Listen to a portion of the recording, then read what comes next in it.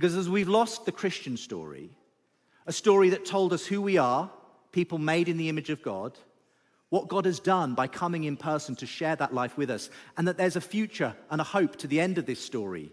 Through his death and resurrection, Jesus Christ invites us into that future.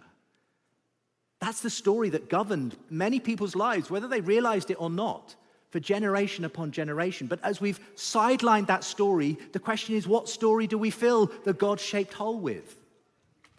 And people are trying out all kinds of stories because we need a story. And hey, the new atheist said, what about the story of science and reason? That's a great story. It hasn't worked out. Turns out the more science, the more technology we put in, the more unhappy we become. So people have been reaching for other stories on the progressive left or the political right. Maybe those become someone's sacred story to put in the God-shaped hole story. But it doesn't work out. These stories just clash up against each other. They create these toxic culture wars we're living through. You end up with a generation of people turbocharged by the advent of social media and the digital revolution, utterly exhausted, utterly depressed, utterly distracted. And I wonder if that's the moment when they might just be ready to hear the original story again.